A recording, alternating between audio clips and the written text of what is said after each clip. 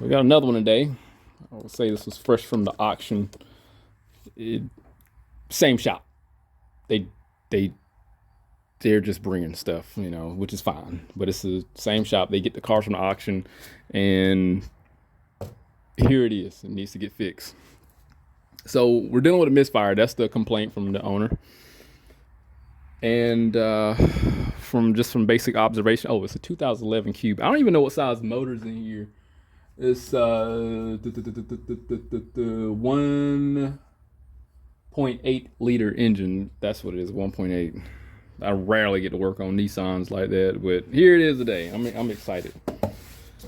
So what I know, it has a misfire from the auction. What's next? I'm gonna start up because when I pulled it in, it was obviously bucking and doing something funky. But besides that, I just looked over some basic stuff. The detailer that they had cleaned it up, and they cleaned it up really good. That didn't have any. That wasn't a generation of the misfire that we're experiencing. So we can discount that.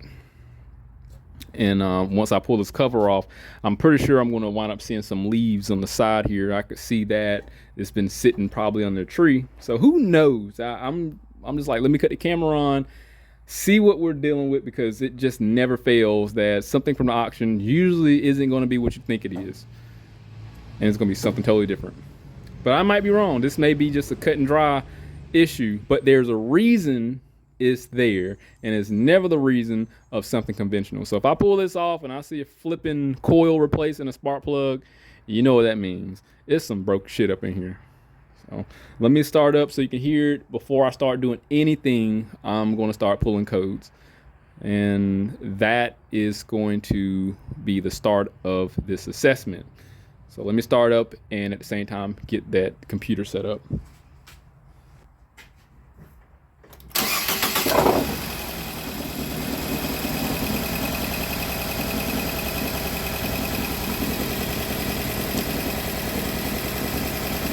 Motor mount here, torque mount need to be replaced.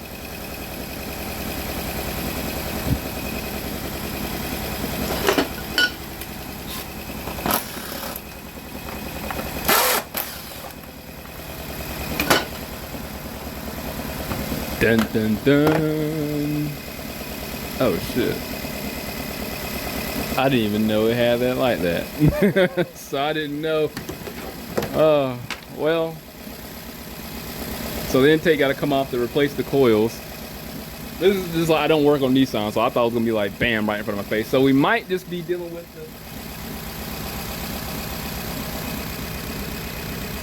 just the bad coil. Because the intake has to come off to replace the coil. No big deal. Like there's some bolts down here that needs to come off. What I want to do, I'm supposed to diagnose this because it's non-invasive diagnostic protocol is for situations like this. Why take all this stuff off and potentially waste your time when you may not have to take that stuff off? So the best case scenario, maybe the cylinder 4 it has the misfire. That's the best case, and we can pull that and inspect that. But I don't know. So we know it's misfiring, and we know this intake got to come off. I'm intellectually and physically lazy right now because it's the last car today. Let's just cross our fingers and hope cylinder 4 is the culprit, because I can about promise you I'm going to have to pull this intake off, and I don't feel like doing all the fancy diagnostic stuff. I just want to take what I can off, swap it, and just do it the lazy way. So I'm going to go right into the control unit, just pretty much auto detect VIN. Seems like it's a very simplistic system. I think the only difference is with like Nissans, they have like timing. When you have timing codes, it's depending on how you process that. This isn't a Chevy, so it's not going to be usually it's cut and dry, but this is definitely, I guess, from if Chevy and Ford, Chrysler like level 1, this is probably gonna be like level 2 to 3 when it comes to analyzing data from my personal perception. Cylinder misfire. Well, that tells me a lot. Let's see what the freeze frame data states, and maybe with the freeze frame, I can probably put the context clues together to determine, you know, what kind of misfire we're dealing with. Calculated load, it happened at 85%, so definitely under throttle. Coolant temp was 149, so that's an indication that the car has been running for some time. Since we don't have a date, maybe we get some ambient air temp, but this is definitely graduating in temperature unless there was some coolant temperature problems. Okay, so but at the moment, car seems to be under load and driving after a cold start. Long-term fuel trim is 104, so if 100 is normal, it's adding 4%, which is not bad. So that's the long term. So we need to see what the initial value was. So its probably was in closed loop, which it is. So I'm sorry, it's long term bank too. Ignore that. That threw me off for a second. Short term, here we go. Adding 25%. That's what I need to see. So long term, I already have the compensation of 4%. Short term of adding 4% on long term. Short term is adding 0.25%. So it's a possibility. It could have been a lean condition. Lean conditions aren't going to occur from a coil like it's going to occur from an injector. So just as I suspected, yep, we were accelerating. So there's our RPM 2300 and we were around 30 miles per hour. But this instance, when it detected a misfire or random multiple misfire, it was adding fuel in this instance. So that's not to say we're not dealing with a coil. We just don't know.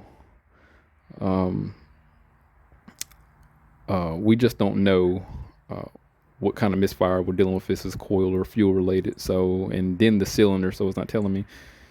Initial temperature. Oh, sorry, intake air temp since it was 32 degrees. So this was a pretty cold day. That's like I figured. So just started.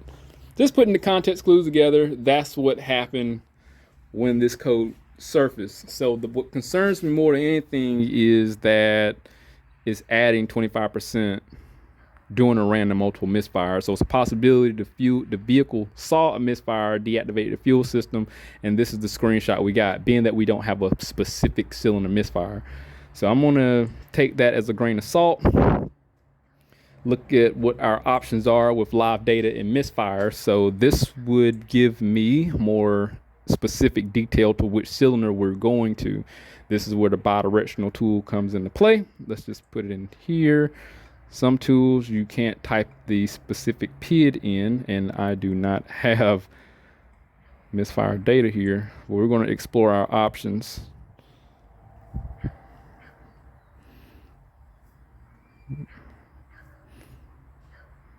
Yep, we'll explore. So, yep, no misfire data here.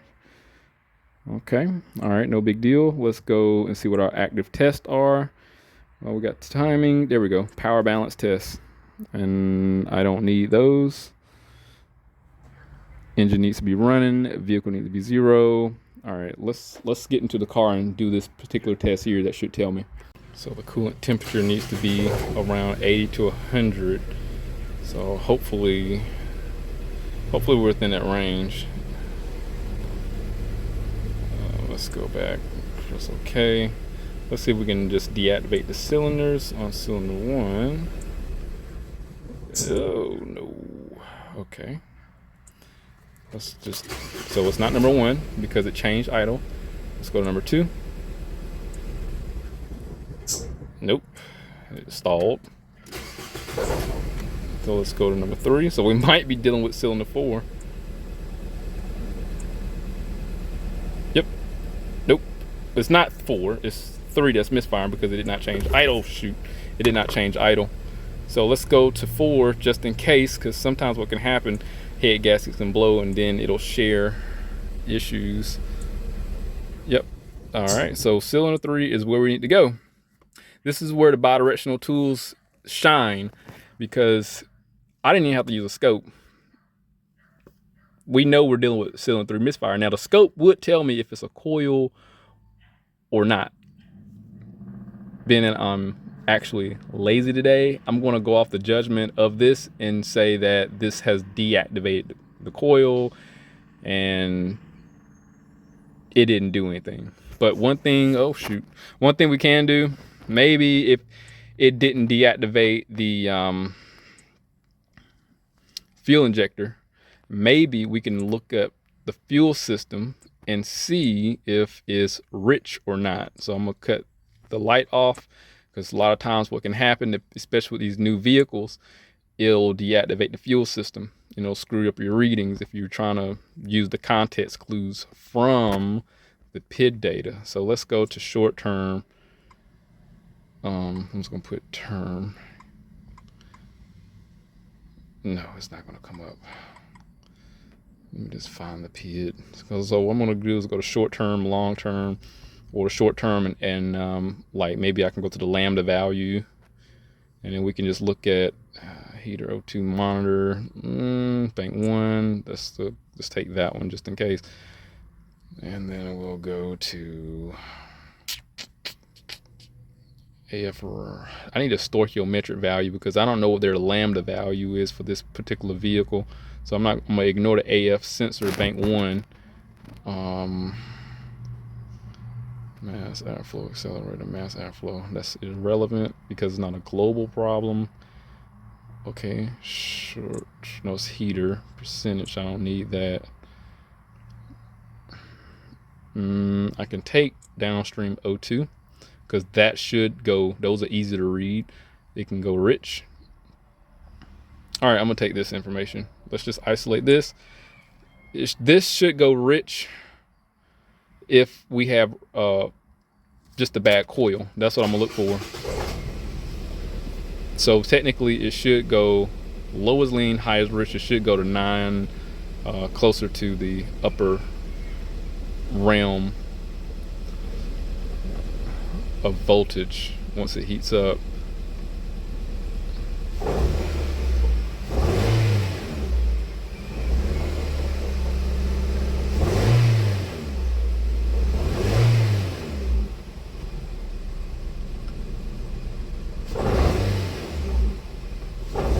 I don't like that rattle that's behind the scenes.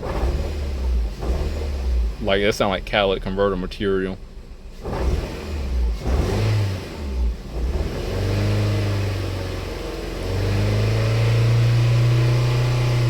Yeah, see, it's going high.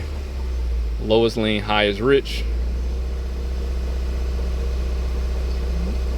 The good thing is it's not oscillating, so it might not be a defective catalytic converter. It's just ascending, so which indicate we have a shot coil. Yeah, let it just build up and get hot.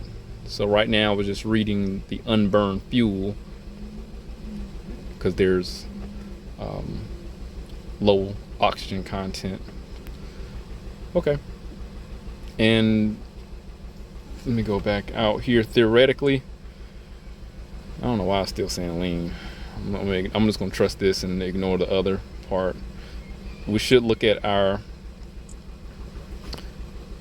after ratio value, and that should drop. So we saw 2.2. Maybe that was just, you know, lambda.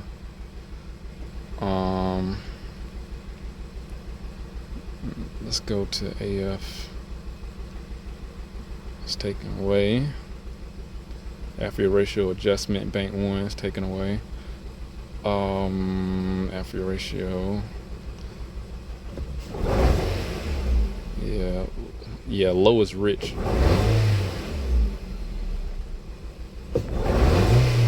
Yeah. So I think we're just dealing with a coil. It's just not firing. That's all it is. It all look like rich conditions. I think I'm justified in taking this intake off and swapping the coils with number 4. While I'm in there, inspect the spark plugs. Let's just go ahead and do that. All right. So what needs to happen? Oh, shikes. Dang it, man. I'm not even gonna edit that out because I too make mistakes. So I'm gonna. Oh, still stupid. Screw it. You just stay right there.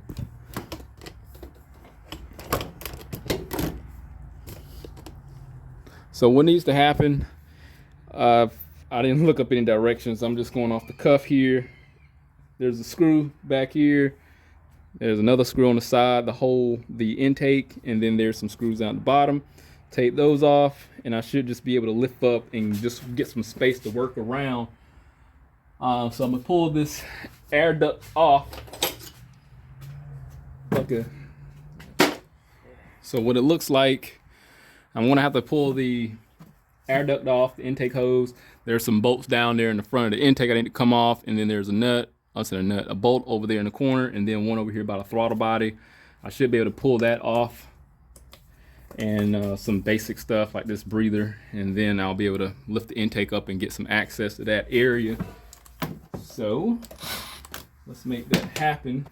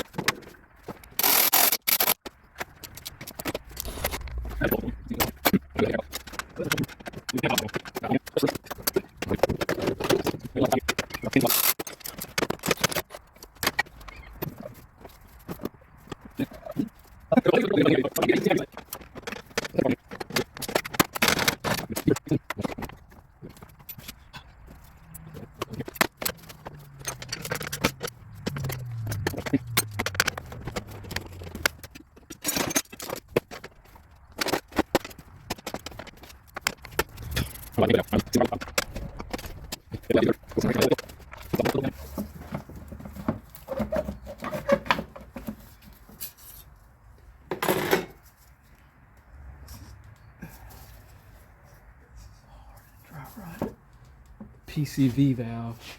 PCV.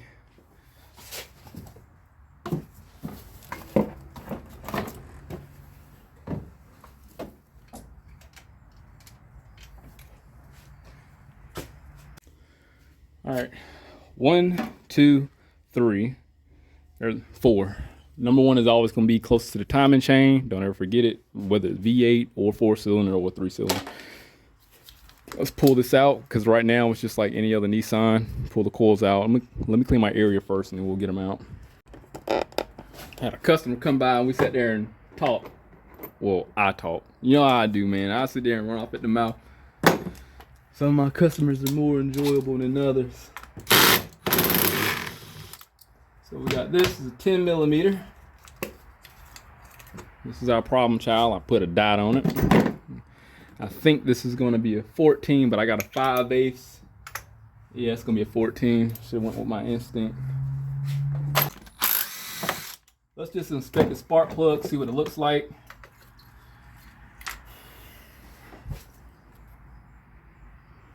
Yeah, these do have excessive gap and definitely should be replaced. Are these iridium? Yep, these are iridium. And then the sign of age, if you typically look at my videos, you can see the compression seeping through the plug here. That flashbang, that brown there, that's pressure and carbon seeping through the porcelain where they're pressed up against each other. So that's all that is. All right, it need plugs. So while I'm in here, because this kind of is pretty extensive.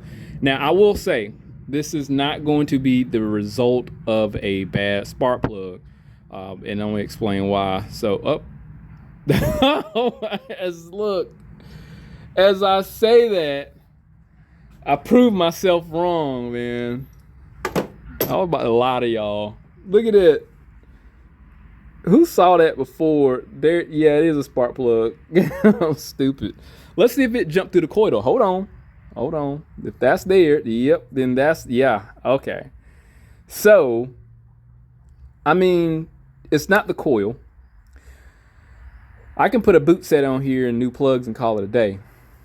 Okay, because this is common. In This is where visual inspection come into play. I pulled the coil out and didn't visual inspect it. All right. I caught myself. So I still didn't not know, but hey, it is what it is. It is what it is. It's fine. I was going to replace the coil and plugs anyway, so I would have been right. But now we specifically know what's going on. Plug failed, caused arcing conditions, and which eventually damaged the insulation of the boot. Golly, so common.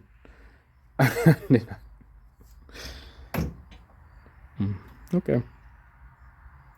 So regardless, we still need the same thing that we were going to put in there anyway: spark plugs and a coil. And but I would rather just put a boot set on here than a coil. But I might just get him to get a boot set and a coil, just because it's not my vehicle, and it's going. Well, I could. I don't know. I got a lot of options. It's just not my car. It's not my client's car. This car is going to leave here and I'm never going to see it again. So that's what I have to take into consideration. Even though I know without a shadow of a doubt, this is going to be the problem. This is always going to be just the problem. The coil's going to be fine. I'm still going to recommend we replace the coil in all boots and spark plugs. So I'm just going to do that again because it's not my client. And I'm never going to see this car again. Just do it, get it out of the way. See you later. So before I even go to the parts store, I just want to say that's why that doubt that I had of what I should do. This is why it's important that we use the oscilloscope and stuff, because that wouldn't have never happened. I'll be like, oh, okay, we have the coil functions. We have good current ramp.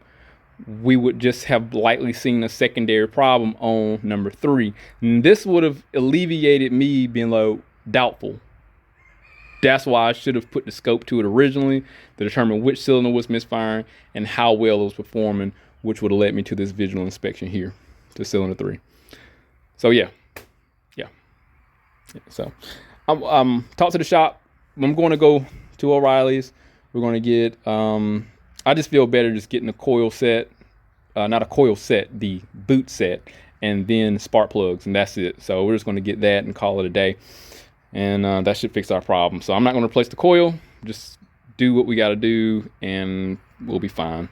But for safety, even though I know that the coil's fine, I'm still going to put it here, and just in case it does screw up or fail, then we can replace it very easily. I have to pull that intake back off.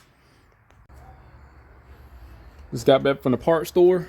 Y'all know I frequently patronize O'Reilly's. This is a very, very mixed relationship with Import Direct. But this is the part number 98-190. I wound up getting 4 boots. This is what they look like. So after I get the spark plugs out, I will replace the resistor and the coil with the boot all together. So I'll replace all 4 of those. And so for spark plugs, I wound up going with the Iridium. And here's the box. And this is the part number if you care. These are the cheaper brand. I think it was like $12, $13 a piece.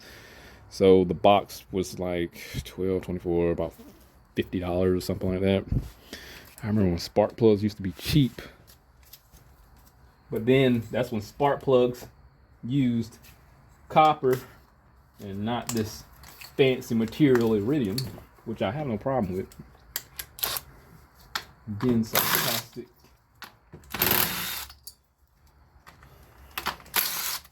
We'll zip these out. Inspect these. This boot looks okay. If you look at some of my other videos, y'all would know that I do not care what spot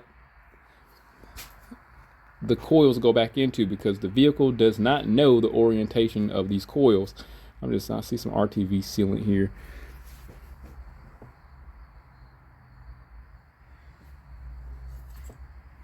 Yeah, there's some RTV sealant in the bore. They must have had an oil leak and somebody went in, unless these have yeah, some RTV sealant in that one too. It must, it must be designed like the old F-22 Honda Accords, where the tube seals, well, the board for the tube seal, spark plug tube, the board for the plug wheels are like two-piece. So I think that's how that's designed. They probably put sealing in it to resolve that and not replace the actual O-rings that go in there. This is just my assumption. But yeah, the car doesn't know the orientation. It don't. So you can mix them up intentionally just to show you that it doesn't care. So I'm gonna take these loose. And actually, matter of fact, I'm gonna swap that over there. Because I know some people like to put stuff back, mark it, and this is just one of those unnecessary things that need to be marked. It's not like it's timing, you know. This is the coil. This is number 4, well 3. That's going into number 4. That's what we put our yellow dot on. So you make sure you get the resistor out. Sometimes I like to save them just in case I tend to lose one of the resistors out the other one. So, because I will lose something in a heartbeat. As long as I don't fall into the motor. I'm missing one. Here we go. So we're gonna swap this. You just pull it off. Just like that. Resistors tucked in there. Pull it out. Put it to the side. So that's that. Let me grab my impact and my 14, and I'm gonna zip these spark plugs out because people hate that so much that I just do it intentionally.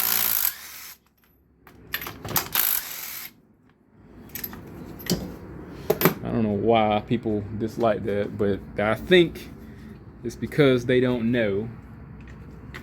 You know, when you don't know, it becomes a thing of concern. Ignorance is not so blissed when we don't know a lot of things that we're involving ourselves. It's like wiring. You know, we're dealing with wiring. It's scary. It's scary because we don't know. Once you know, you're familiar with it, you can tackle it and address it with confidence. So that should tell you when people do things out of fear, something catastrophic will happen. So here's a spark plug. It looks beautiful and brand new. I'm not going to put any copper anti-seize on it. I'm just going to take them out the box, dump them right on in there. I think that's where the word fear-mongering came from, because fear is a driving factor for influence, make people do stuff. Yeah. Well, I say don't get scared when you're dealing with these vehicles, because don't get me wrong, I definitely get a little concerned when I repair stuff. But at the same time, I don't screw myself over repairing these things if something happened, because I didn't properly diagnose it. So you see what happens out of fear when people diagnose something and don't know. Well, they grow desperate. They go desperate. They just start willy-nilly replacing things. Fear has no structure. So, and it'll cause you to become chaos. Where's my, here we go. Oh gosh. So we're gonna run these in here with the impact, and I'm just gonna tighten them up with the wrench here. Torque to feel. You know when it starts to have a little resistance, then you stop. Easy, and it's getting a little hard, so yeah, perfect. All right, let's get the boots. So I'm gonna have to cut this with my blade. So get that cut down there. So I will say I am going to use some bug juice. Put that in there. And then we need to grab the coil.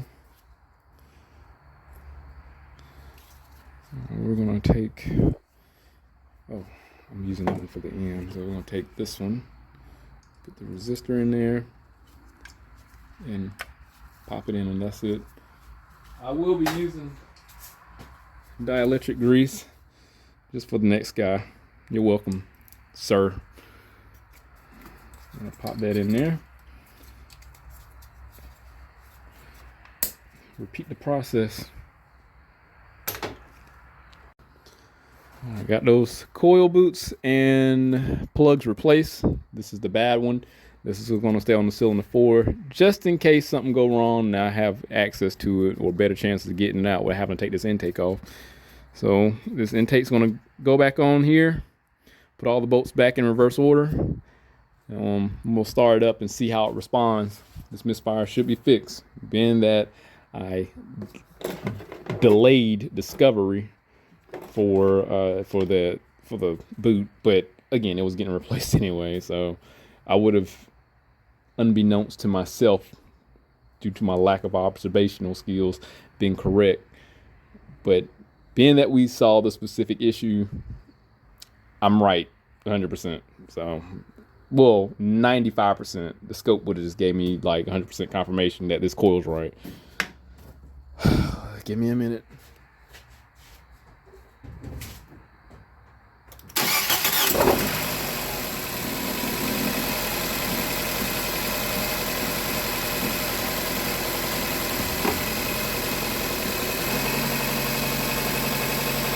Cleared up. Sounds good. Let me snap throttle.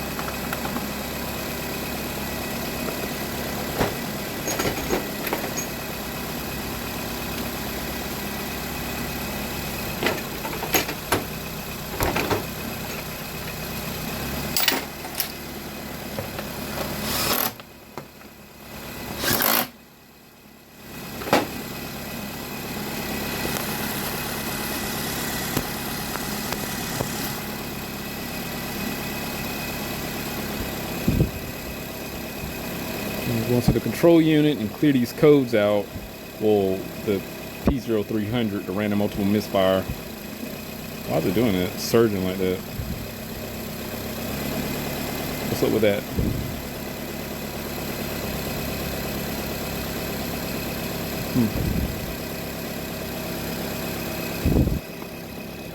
Codes.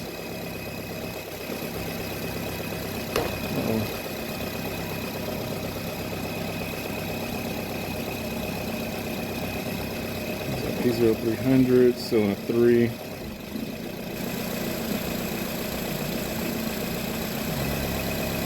It's weird that it's kind of running funny like that. Like it's had that surge going on. I didn't like the way the compression had sounded when I went to go start it up. But then again, I sprayed brake cleaner in the front of the cylinder, well, in the intake. Yeah, see?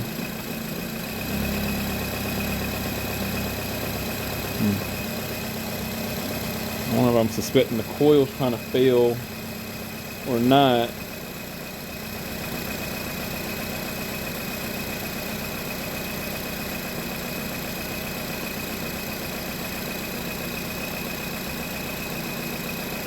So I got a misfire count here in the special function. Let's see what happened. So it did it again. It had a hiccup. And yeah, there's no misfires being, oh wait. Okay, cylinder 1, 4, and 2. So cylinder 1 was more significant than 4. Because remember, we moved the one that was suspected on 3 over to 4.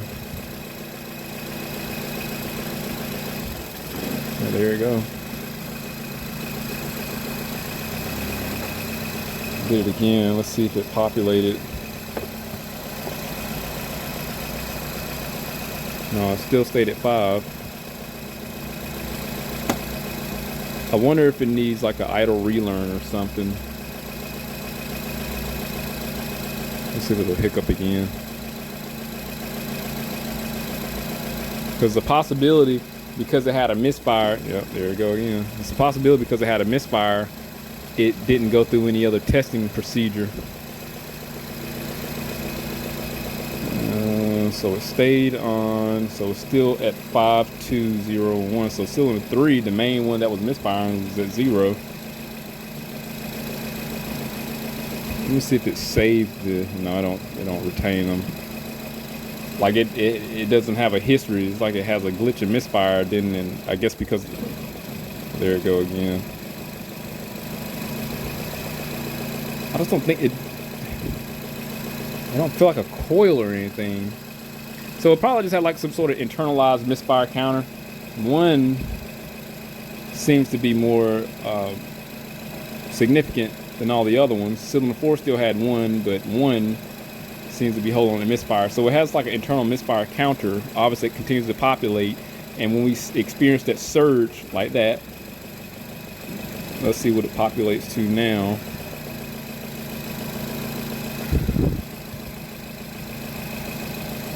And then it'll populate to some number. So I don't,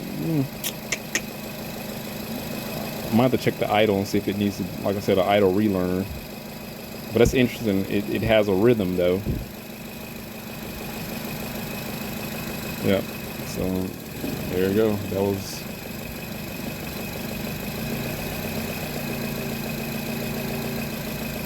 Let's see here.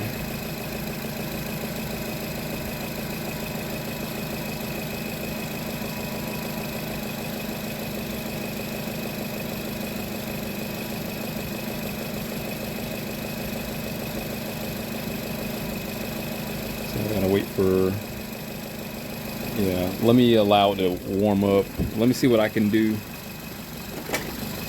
Let me see if there's any codes that, well, since it's been running idling for a little bit, let me see if any codes came about.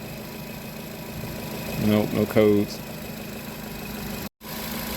So I pulled the code, P0171 popped up, fuel system lean, and I was like, let me grab some brake cleaner. Yeah, so I gotta, the intake gaskets are gonna have to come out and be replaced. They look pretty smashed anyway, so I'm just gonna have to take those out. Somebody's already been through this vehicle once, so especially by the sounds of the coils, the glue in the plug wheels. So I'm gonna have to pull the intake back off and put some gaskets on it. Being that it's blatant, it's going to be an intake gasket issue.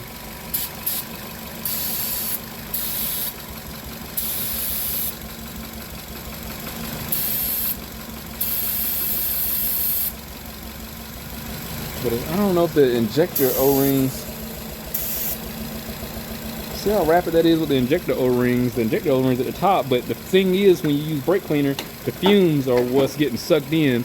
So let me take some water and go around the injector O-rings and see if that makes a difference, and you can better get an idea where it is. But the intake gases look smashed.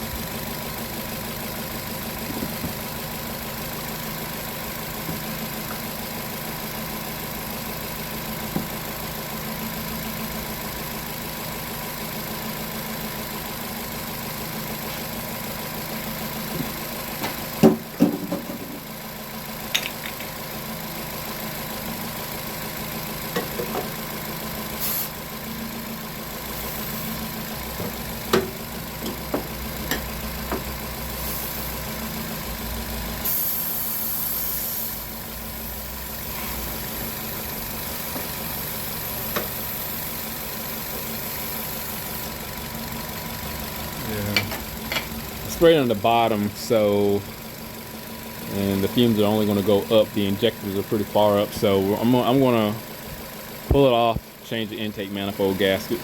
Let's see how extreme the trims are in the meantime. I hope the manifold's not cracked.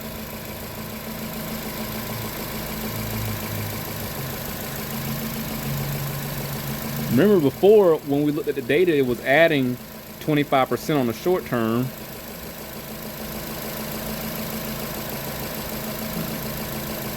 Yeah, it's lean. Let's go to the downstream O2. Well, you know, we had a misfire. Yeah, see. Well, that's after your sensing bank. Let's go down. Let's go down.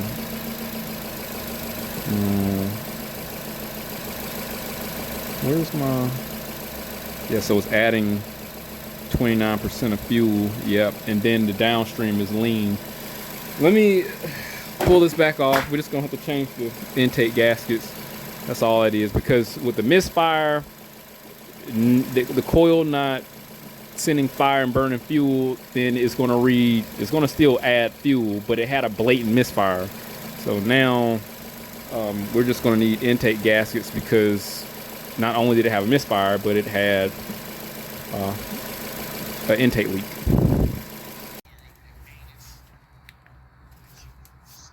Yeah.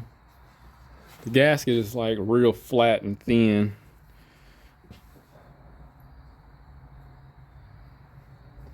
And it's warped in places. Let me give you a closer view.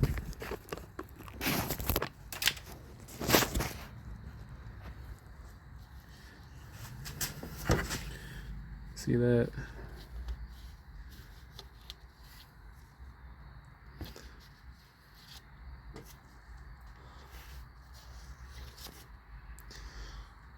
So usually when you do the water test, you put water down there, it'll hold in certain areas.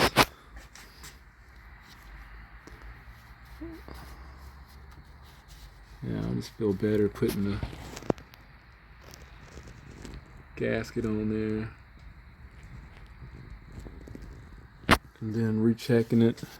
Hopefully this doesn't have any cracks on it. I'm gonna assume.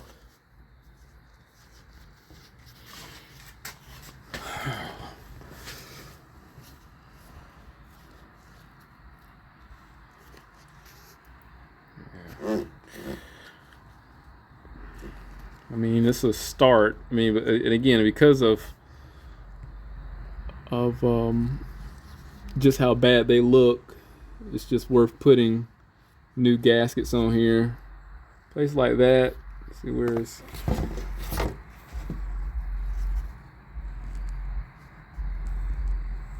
camera focus.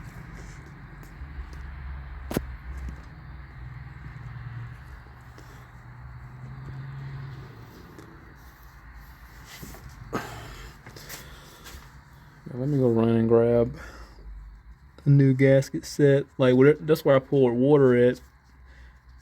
It entered the intake gasket.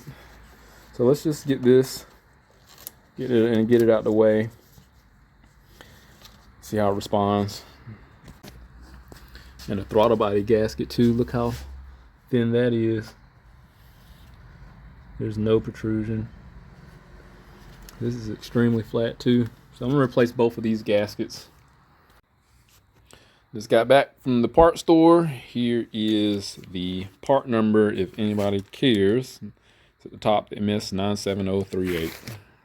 Because if I don't say it, people are gonna ask, and if I do, nobody's gonna ask. So that's how that works. Look how these protrude, which is beautiful now. But most importantly, the throttle body gasket. I mean, that one was horrible. Oh shoot! Oh gosh! When I went to take it off, this actually had... Oh gosh! I am just dropping everything. This had wound up ripping. Yeah, like that corner right there. And I don't know if that was from me taking it off or if it was just naturally like that. But that little tear that was there. Don't know. But either way, got a new gasket.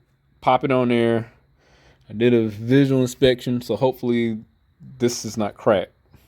Let's try this one more time. Okay, round two. We'll try this again. Now, one thing I didn't put back, I can't lie to y'all, I didn't put this bolt back in the throttle body. And what I did this time differently also, I put the bolts in the intake first before just getting the bolts lined up with their holes respectively, and then tighten down, and then tighten those retaining bolts. So I think it sat in a more inorganic fashion with the bolts in there because there's probably some warpness going on. But this is flat now. And then I tightened this one up, but this one wouldn't go back in there. So let's see what happens. If it made an improvement.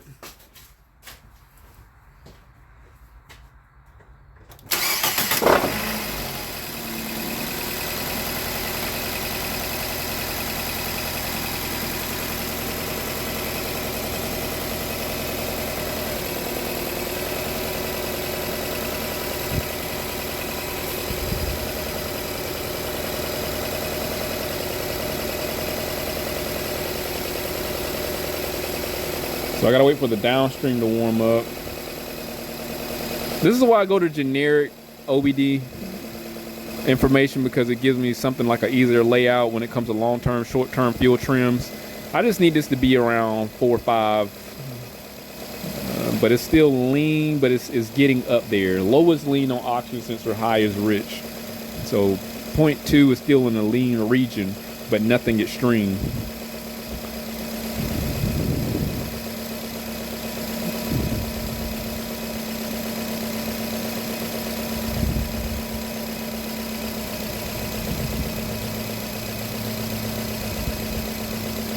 Still saying lean, no big deal.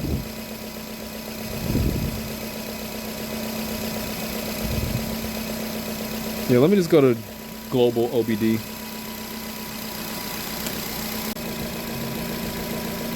I'm gonna go right to global. So it's taking away 10% on the short term, which is great. Long term is at 4.7, which is under positive 10 and over negative 10. So this is fixed.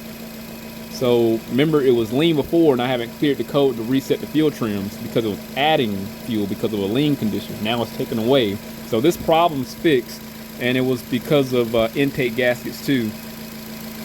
I wouldn't have been able to see that on the scope. I would have had to analyze the data provided in the OBD function. So I would have wasted my time scoping the coils, observing the misfire.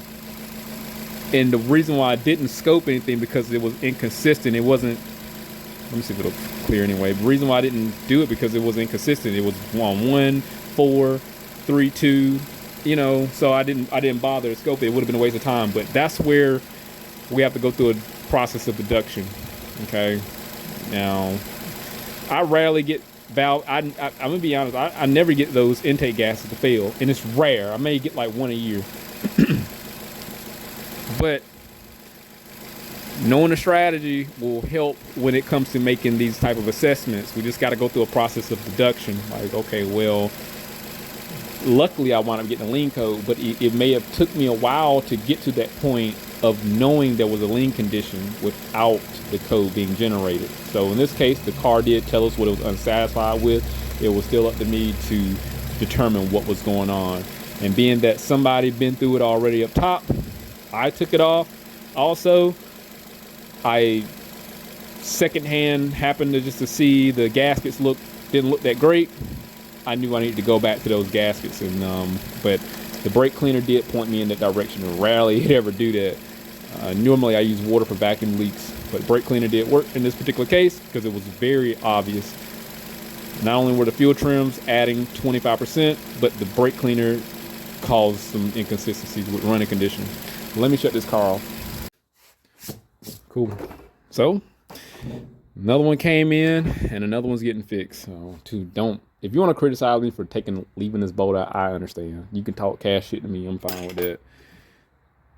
It's fixed. So I don't want that issue happening anymore. I already explained myself, but I'll take a little bit of criticism because it's not perfect. And nor did I use a torque wrench for the bottom of those bolts for the intake, nor did I go in the sequence. So yeah, talk jump. Anyway, this came in broken, and it's going to leave out fixed, running a lot better than what it was. Hopefully whoever owns this vehicle is satisfied with my repair, and despite the bolt not being in there. And it does need a couple other things, but this is a Nissan Cube. I'm pretty sure it'll be in a transmission shop before my work fail. But if anything do happen, and it happens to get in the hands of a customer that happens to get referred to me, That would be crazy. So this vehicle gets sold to somebody in the location I'm at, and then I wind up getting a new customer that owns this vehicle. That will be crazy. I'll definitely update. But hit that link, subscribe to the channel, stay informed, how to show some work. I'll see you on the next one.